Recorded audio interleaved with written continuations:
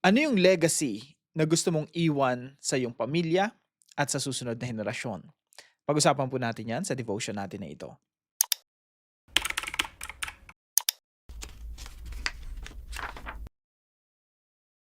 Magandang araw po sa bawat isa sa inyo. Welcome back to our 365 Daily Devotions Bible Characters Edition. Binabati ko po ng happy birthday ang ating mga kasamahan, si Ma'am Myra Ranoko ng Hong Kong, and happy birthday rin kay Ado Raya at sa Raya family. Hello sa inyo na nasa Spain ngayon. Now, pag-usapan po natin ngayon ay patungkol po sa legacy. Legacy.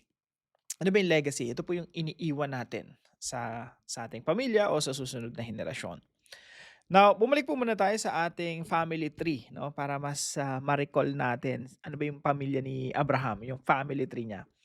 So, si Abraham po, meron siyang asawa, si Sarah, and meron din siyang anak kay Hagar, si Ishmael. Diyan po nanggaling yung mga Arab nations.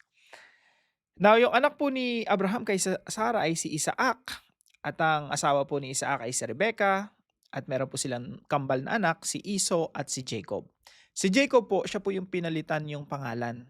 Si Jacob ginawang Israel because he wrestled with God, he struggled with God. Now, si Jacob po, meron po siyang mga anak sa apat na babae, kay Zilpah, Leah, Rachel, and Bilhah. Now, ito pong mga anak niya, ito po yung bumubuo ng 12 tribo ng bayan ng Israel. Now, yung pangako po ng Diyos kay Abraham na yung kanyang lahi ay dadami ng dadami, at sabi nga ng Diyos kay Abraham, Abraham, aalipinin yung iyong salinlahi, no? Pero papakawalan din sila. Lalaya din sila. Ayun nga po nangyari sa Ehipto, pinalaya po sila ng Diyos, at pumunta po sila sa lupang pangako. Ito na po yung lupang pangako, no? Ito na yung 12 tribo. Ang tanong, bakit wala si Joseph dito? Kasi yung anak ni Joseph si Manasseh tsaka si Ephraim, yan po yung double portion, no, na blessing. Dalawang lupain yung kay Joseph, kay Manasseh and Ephraim. Now, paano po sila naglakbay? Para po ma-imagine nyo, dito po yan. No? Pag tumitingin po kayo ng mapa, isipin niyo po itong Sea of Galilee, tsaka itong Dead Sea. Yung gitna po niyan, ilog ng Jordan, kung saan po binaptize si Jesus. Dito naman sa taas na to yung Sea of Galilee, diyan pinatigil ni Jesus Christ yung unos, yung bagyo, yung malalakas na hangin at alon. So pag tinignan niyo po sa Google Map, ganyan po itsura niyan. Sea of Galilee, Dead Sea, and then sa gitna niyan Jordan River. Yan po yung promised land. Kaya pag sinum out natin siya, ayan yung Israel, at yung Pilipinas naman nandun pa sa kabila, sa kabilang parte ng mundo. So, diyan po nangyari yung mga pinag-uusapan natin dito sa Bible. Now, sabi po rito, teka lang So, para sa mga hindi pala nakapanood ng mga devotions natin na nakaraan, dito po sa lugar na ito, sa Goshen, dito sila nanirahan, yung bayan ng Israel, and then pinalaya sila ng Diyos hanggang sa pumasok sila dito sa Promised Land. Ang nag-lead po sa kanila ay si Moses. Now, sa loob ng Promised Land, yung pag-conquer, yung pagsakop sa buong, kasi maraming nakatira dyan mga Canaanites, Perizzites, Jebusites, Ammonites, Amorites, no, Hittites. So pinalayas yun at ginamit ng Diyos si Joshua. So si Joshua po yung sumakop dito sa buong Promised Land. Now, nung si Joshua ay 110 years old na, siya po ay namatay. Yun na yung edad niya nung namatay siya. Kaya po sabi dito sa Joshua chapter 24 verse 29, after these things, Joshua son of Nun, the servant of the Lord, died at the age of 110. Sa verse 31, Israel served the Lord throughout the lifetime of Joshua and of the elders who outlived him and who had experienced everything the Lord had done for Israel. Si Joshua po yung character sa Bible na parang si Joseph, no? Ang ganda-ganda ng record niya. Wala makikita na, kumbaga kalokohan na ginawa niya. Hindi kagaya ni Haring David, hindi kagaya ni Solomon, at hindi kagaya ni Jacob, no? Yung mga Bible characters, ang dami nilang mga pagkakamali, no? Si Abraham, pero si Joshua at si Joseph, yun yung talagang ganda-ganda ng record nila sa Bible. So si Joshua po, during his time, yung bayan ng Israel tapat sa Diyos. So sabi dito, Israel served the Lord throughout the lifetime of Joshua and of the elders who outlived him and who had experienced everything the Lord had done for Israel. Now, ano po yung katuruan natin ngayong araw? Ito pa ipatungkol sa legacy. Legacy of Joshua. Number 1 po, Joshua led Israel to greater heights. Sa panahon ni Joshua, siya yung nag-lead talaga sa bahay ng Israel. Parang ano po yan pag sinabi natin greater heights, parang hagdanan yan. Na during his time, during his leadership, nililid niya yung Israel from one degree to another, one layer, one step to another. Nagle-level up kumbaga. One greater height. Tapos another greater height. So, yung lifetime ni Joshua, yun ang ginawa niya, no? Mula doon sa labas sila ng Promised Land, pagpasok ng Promised Land, first conquest, second conquest, third conquest, mga city after city na tinatalo nila hanggang sa masakop nila yung buong Promised Land. So, basically, yung buhay ni Joshua nung pumanaw siya, ang layo ng narating ng bayan ng Israel, no? Iniwan niya yung bayan ng Israel na nasa magandang sitwasyon.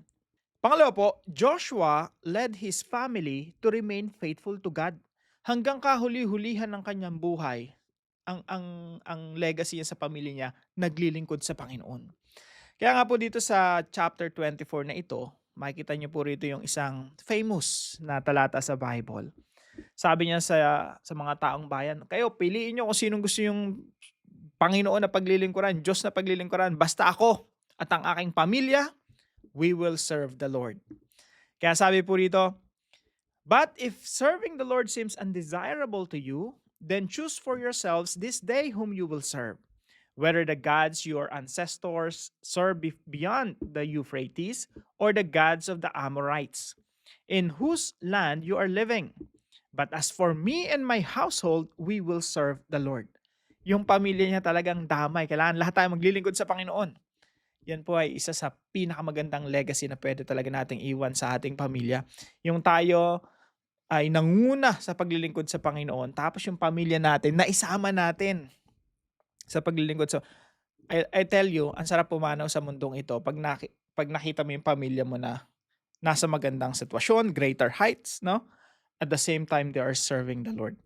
Pero, napakahirap pumanaw sa mundo. Ang sakit-sakit, ang pait-pait. Papanaw ka sa mundong ito.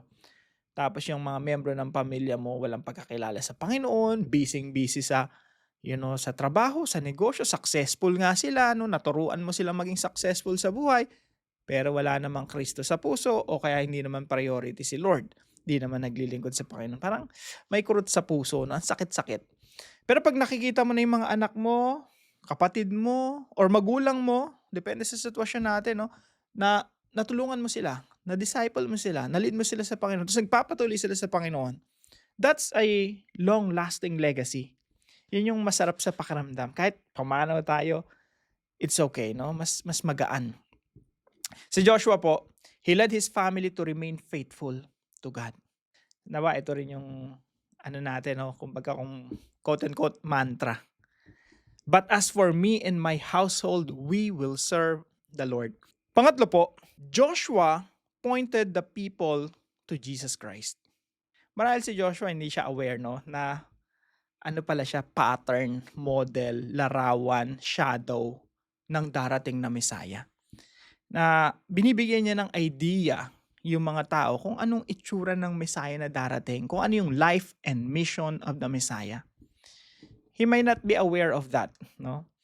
Pero tayo na nag-i-interpret ng Bible, nakita natin si Joshua and nakita natin yung greater Joshua sa New Testament. At si Joshua, siguro, definitely ngayon, alam niya na, no, na ganun pala siya ginamit ng Panginoon. Kasi nag-usap na sila ni Lord ngayon, nagkita na sila. Joshua, alam mo ba kung paano kita ginamit in the past? Shadow ka, larawan ka, expectation ka ng Messiah. Sabihin, kahawig mo yung Messiah na darating. So Joshua pointed the people to Jesus Christ, and I hope yung ating mga buhay din, pinopoint yung mga tao patungo kay Jesucristo. And that is the best legacy na may iwan natin. We don't draw people to ourselves.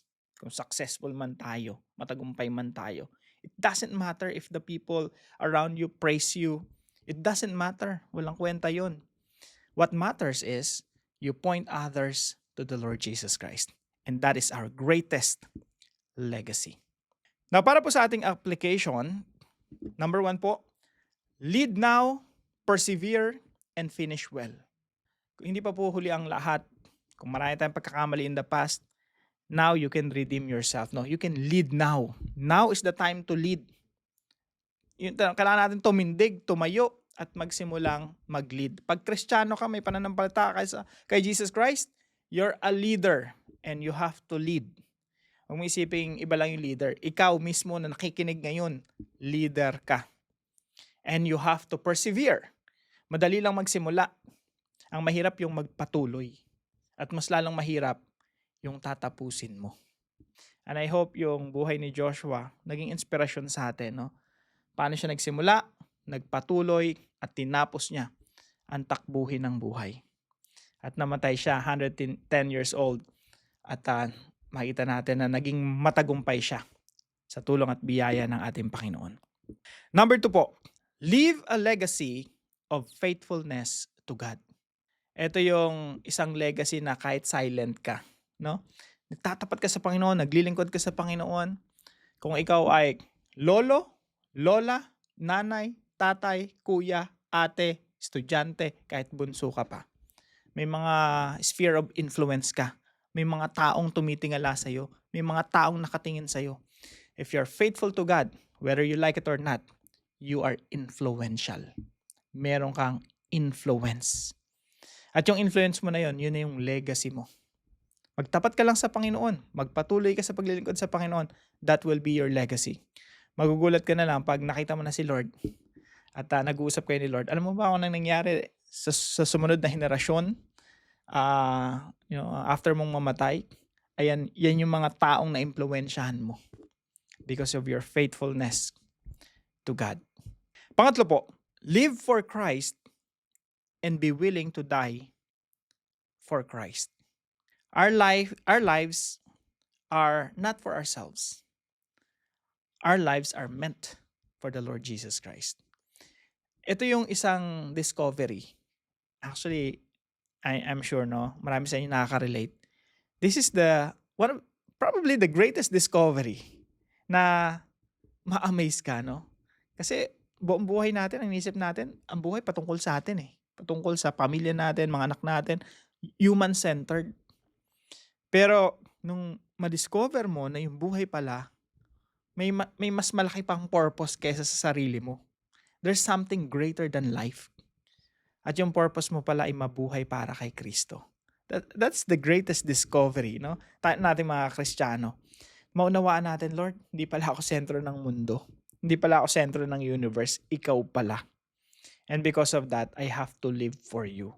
Ikaw pala yung may mission. Ikaw pala yung may pangarap. Ikaw pala may gustong gawin.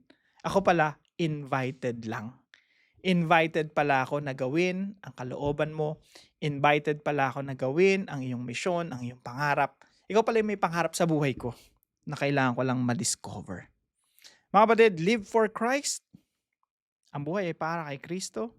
Mabuhay tayo para kay Kristo and be willing to die for Christ. Alam niyo po kung kaninong principle to? Ito po ay principle ni Apostol Pablo. Sabi niya, to live is Christ and to die is gain. Yan po yung magandang legacy. Makita ka ng mga tao na nabuhay para kay Kristo. At pag namatay ka para kay Kristo, that will be your legacy, your influence. And I hope maraming taong ma-inspire sa pamagitan ng iyong buhay. Now, para po sa ating discussion, what legacy do you want to leave behind for your family and the next generation? Para naman po sa ating dive deeper, we will distinguish Joshua and Jesus in terms of conquest. Pag-usapan natin, interesting yan. Paano nila ginamit yung espada? Tayo po'y manalangin.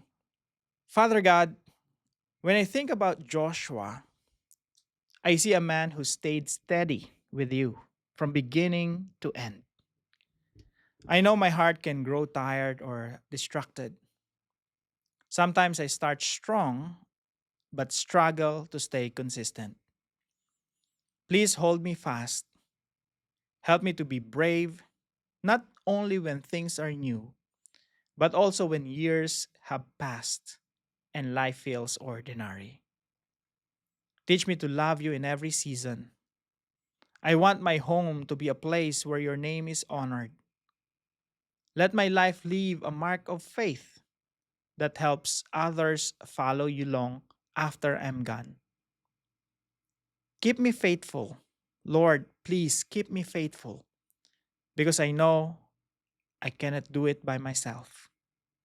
In Jesus' name, Amen and Amen. Maraming salamat po kay Maria Cecilia na partner po natin sa devotion natin na ito.